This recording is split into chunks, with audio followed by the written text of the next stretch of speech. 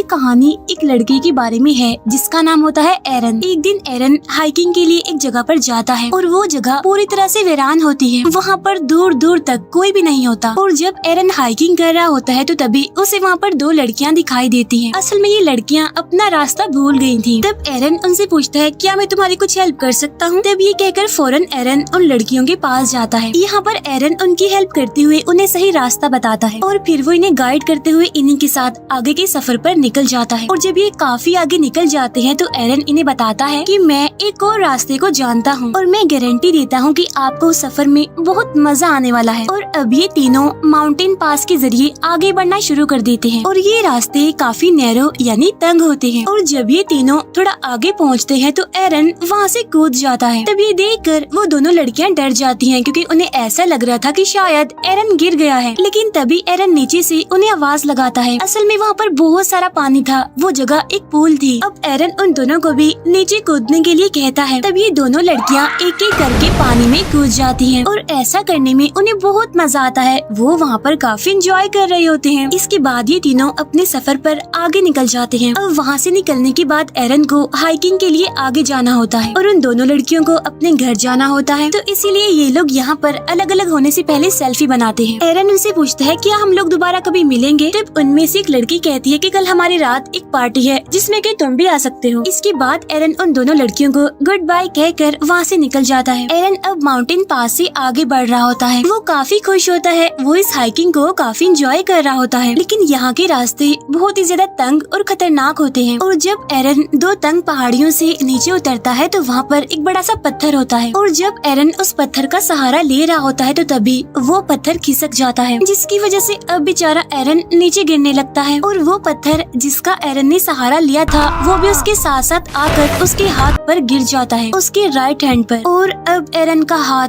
दो तंग पहाड़ियों के बीच में एक पत्थर के नीचे फंस जाता है। अब हालांकि उसे ज्यादा चोट तो नहीं लगी थी लेकिन उसका हाथ वहाँ से निकल ही नहीं रहा था। वो अपने हाथ को वहाँ से निकालने की बहुत कोशिश करता है लेकिन वो इसमें नाकामयाब ही रहता है। और जब एरन को रियलाइज होता है कि अब उसका हाथ यहाँ से नहीं निकल सकता तो इसीलिए वो उन दोनों लड़कियों को चिल्ला चिल्ला कर आवाजें लगाने लगता है। लेकिन अनलकीली उसकी आवाज वहाँ से बाहर नहीं जा सकती थी क्योंकि ये सारे नैरो माउंटेन्स हैं और यहाँ से आवाज को बाहर पहुँचाना जहाँ पर दूर दूर तक कोई इंसान, जानवर, यहाँ तक कि बर्ड्स का भी नामो निशान नहीं है, ये ऑलमोस्ट इम्पॉसिबल था। इसके बाद एरन अपना बैग खोलता है और उसके पास हाइकिंग का जितना भी सामान होता है वो उन सबको बाहर निकाल लेता है। उसे यहाँ से किसी भी सूरत निकलना होगा क्योंकि वो जानता था कि शायद यहाँ पर कई महीनों तक कोई भी ना आए। अब जो सामान उसने बैग में से बाहर निकाला होता है उसमें एक नाइफ भी होता है। तो वो उस नाइफ की मदद से चट्टान को साइड से तोड़ने की कोशिश करता है लेकिन ये चट्टान तो काफी हार्ड थी, इतनी ज्यादा ठोस थी कि उसे जरा भी कुछ नहीं होता। और साथ साथ ये भी कि उसका राइट हैंड वहाँ पर फंसा हुआ था, इसीलिए उसे उल्टे हाथ से काम करने में भी काफी प्रॉब्लम आ रही थी। लेकिन फिर भी एरन हार नहीं मानता, हिम्मत नहीं हारता और वो लगातार उस चट्टान को तोड़ने की कोशिश कर रहा होता है। और इसी दौरान उसका नाइफ उसके हाथ से छूटकर नीचे गिर जाता है और वो उस नाइफ को हाथ से नहीं उठा सकता क्योंकि वो नाइफ उससे काफी दूर होता है। लेकिन फिर भी किसी तरह दिमाग लगाकर वो उस नाइफ को अपनी तरफ खींच लेता है और एक बार फिर से चट्टान को काटने लगता है। लेकिन वो इस काम में पूरी तरह से नाकामयाब रहता है। अब क्योंकि वो चट्टान इतनी ठोस थी कि उसकी नाइफ की धार भी पूरी तरह से खत्म हो चुकी थी। और अब देखते ही देखते रात हो जाती है और एरन को यहाँ पर फंसे हुए काफी घंटे गुजर चुके थे। उसे कुछ समझ नहीं आ रही थी, उसे कुछ नहीं पता था कि वो यहाँ से कैसे निकल सकता है। इसीलिए वो लगातार अपने हाथ को वहाँ से निकालने की कोशिश करता रहता है। ऐसे ही करते करते अगली सुबह भी हो जाती है और अब यहाँ पर एरन को फंसे हुए 25 घंटे हो गए थे लेकिन स्टिल उसे निकलने का कोई रास्ता नहीं मिल रहा था। लेकिन फिर वो अपने कैमरा को ऑन करता है और उसमें रिकॉर्डिंग करना शुरू करता है जिसमें वो कहता है कि पिछले 25 घंटों से मैं यहाँ पर फंसा हुआ हूँ और कोई भी नहीं जानता कि मैं यहाँ पर हूँ क्योंकि मैंने अपने यहाँ पर आने का किसी को भी नहीं बताया था। साथ साथ मेरे पास खाने का सामान भी बहुत ही कम है और पीने के लिए भी सिर्फ 400 से 500 ml पानी है। अब जब वो ये सब कुछ रिकॉर्ड कर रहा होता है तो उसे ऊपर से किसी की आवाज सुनाई देती है। इसी वजह से एरन जोर जोर से चिल्लाने लगता है लेकिन उसका चीखने का चिल्लाने का कोई फायदा नहीं होता क्योंकि वहाँ वहाँ पर तो कोई होता ही नहीं है। कुछ घंटों के बाद वहाँ पर फिर से रात हो जाती है, जहाँ पर एरन को भूख लगने लगती है और उसके पास खाने का जितना भी सामान बचा हुआ था वो उसे खाने लगता है। तब उसे याद आता है कि आज रात उन लड़कियों ने मुझे पार्टी में इनवाइट किया था, जहाँ पर जाहिर सी बात है कि वाइन भी होगी। और अब एरन उस पार्टी को इमेजिन करने लगता है और तो और वो अपने आप से बातें भी करता है।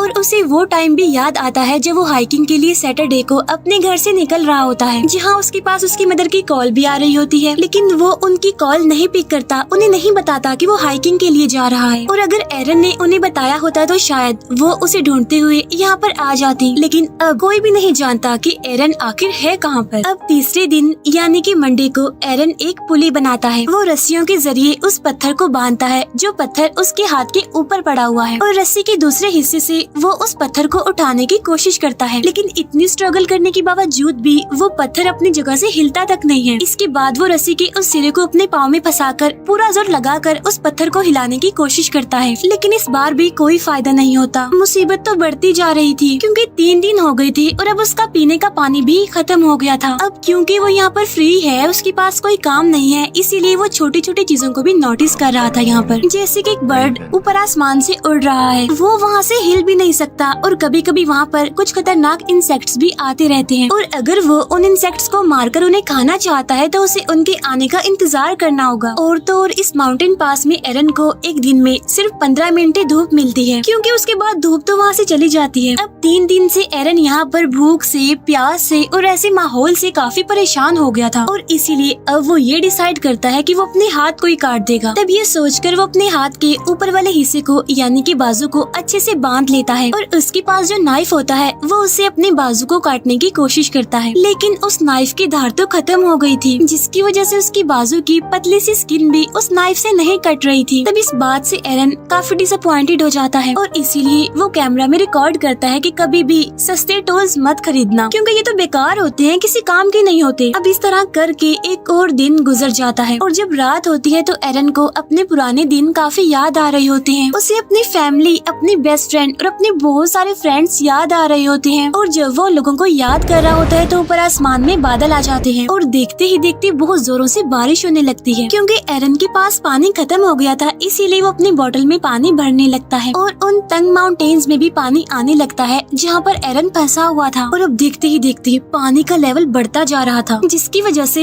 एरन उसमें डूबना शुरू हो जाता है। अब क्योंकि पानी में ग्रेविटी कम होती है, इसीलिए हम भारी से भारी चीज को भी आसानी से उठा सकते हैं। तब एरन भी पानी के अंदर जाकर उस पत्थर को उठाने की कोशिश करता है, और काफी मुश्किलों के बाद वो उस पत्थर को उठा लेता है, जिसकी वजह से फौरन उसका हाथ भी वहाँ से बाहर निकल जाता है। तब एरन वहाँ से निकलकर अपनी गाड़ी की तरफ भागता है। वो अपनी गाड़ी में बैठकर उस जगह से निकल जाता है, लेकिन ये सब कुछ एक ड्रीम था उसका, क्योंकि ऐसा कुछ नहीं होता। अभी भी वो उन्हीं माउंटेन पास में फंसा हुआ था, और वो एक बार फिर से जोर जोर से चिल्लाने लगता है। अब क्योंकि उसे यहाँ पर फंसे हुए काफी दिन हो गए थे, इसीलिए उसे अजीब तरह के ड्रीम्स और हेलुसिनेशंस होने लगती हैं। एरन को यहाँ पर फंसे हुए 4 दिन हो गए थे, और ये होता है उसका 5वां दिन, इसीलिए उसका बिहेवियर, उसका मेंटल बैलेंस काफी चेंज हो जाता है। वो अपने आप से बातें करता है, कमेंट्री करता है, हंसता है, और ये भी बताता है कि अगर उस दिन मैंने अपनी मदर की कॉल रिसीव की होती, उन्हें मैंने बताया होता कि मैं यहाँ पर आ रहा हूँ, तो शायद आज मैं यहाँ पर फंसा हुआ ना होता। और जिस शॉप से मैंने हाइकिंग का सारा सामान लिया था, वहाँ के शॉपकीपर को भी मैंने कुछ नहीं बताया था, और अगर उसे पता होता इसके यहाँ आने का, तो शायद वो एरन की मिसिंग होने की रिपोर्ट करवा देता, जिसकी वजह से कोई ना कोई तो उसे यहाँ पर ढूंढने आ ही जाता। यहाँ पर एरन अपने पेरेंट्स से कहता है कि मैं आपसे बहुत प्यार करता हूँ। असल में एरन ये सब कुछ इसीलिए रिकॉर्ड कर रहा होता है क्योंकि उसकी यहाँ से निकलने की उम्मीदें खुद भी खत्म हो चुकी थी, क्योंकि वो भूखा भी है, प्यासा भी है, उसकी बॉडी में जान नहीं है, और ये इतना बड़ा पत्थर जो है जिसे वो मूव भी नहीं कर सकता, उसने एरन को जैसे यहाँ पर कैद ही करके रख दिया है। अब एरन एक बार फिर से अपने हाथ को बांधता है, और वो नाइफ जिसकी धार पूरी तरह से खत्म हो चुकी है, वो उससे अपने हाथ को काटने की कोशिश नहीं करता, बल्कि वो नाइफ की फ्रंट साइड से अपने हाथ पर स्टैब करना शुरू कर देता है। वो नाइफ को इतने अंदर तक गाड़ता है कि वो उसकी हड्डी तक पहुंच जाता है, जिसकी वजह से उसका खून निकलने लगता है, लेकिन इससे आगे एरन कुछ भी नहीं कर पाता मजीद। और अब इस तरह से एक दिन और गुजर जाता है।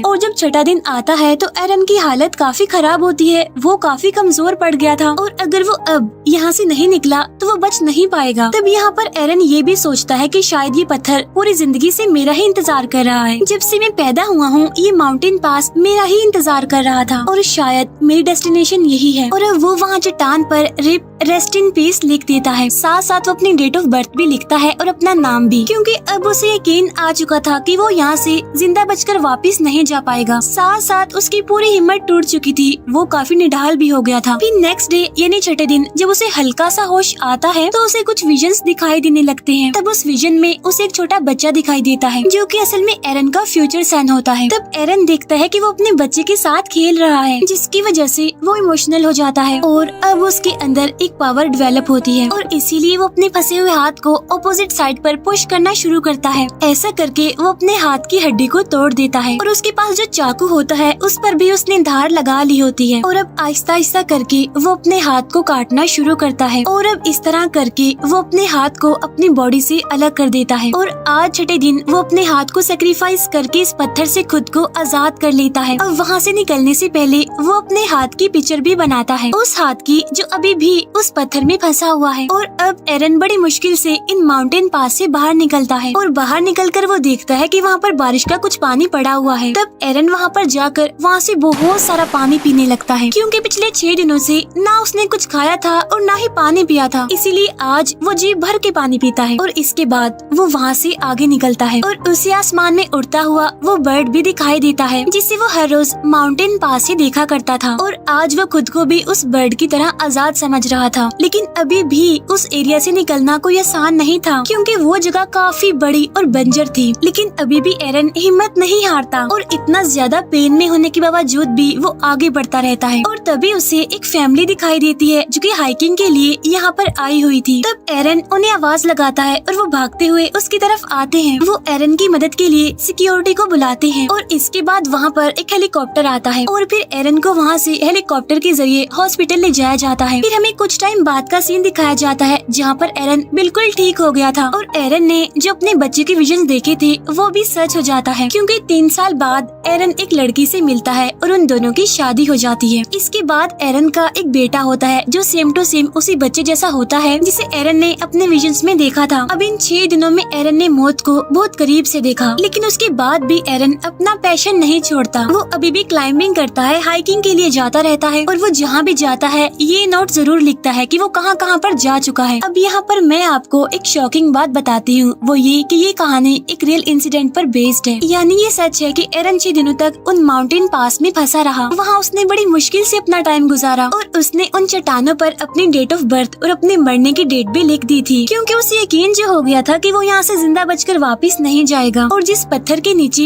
एरन का हाथ फंसा था उसका वेट 360 kg था। खाने पीने का सामान भी बहुत थोड़ा था, लेकिन फिर भी जो उसकी अच्छी बात उसने हिम्मत नहीं हारी और यही वजह थी कि फिर भी उसने 5 दिन तक सरवाइव कर लिया। और छठे दिन जब उसको लगा कि वो नहीं बचेगा तब किसी पावर ने उसका साथ दिया, जिसमें उसे अपने फ्यूचर सन के विजन्स आए, जिससे उसे पावर मिली और वो वहाँ से निकलने में फाइनली कामयाब हो गया। एरन ने अपने एक इंटरव्यू में ये भी कहा होता है कि अगर वो पहले अपना हाथ काट देता तो उसका बहुत सारा खून बह जाता और वो यहाँ से बचकर बाहर ना निकलता। और जब उसने अपना हाथ काटा उस टाइम भी अगर वो अपना हाथ ना काटता तब भी वो वहाँ पर मर जाता। जब उसने अपना हाथ काटा तो उसकी बॉडी वीक थी, इसीलिए उसका खून ज्यादा नहीं बहा और इसी वजह से हाथ कटने के बावजूद भी वो 4 घंटों तक वहीं पर ही घूमता फिरता रहा। अब इस तरह से एरन ने कभी ना हार मानने वाले अपने जज्बे को दिखाया और इसी के साथ ही ये मूवी यहीं पर एंड हो जाती है। Thank you for watching.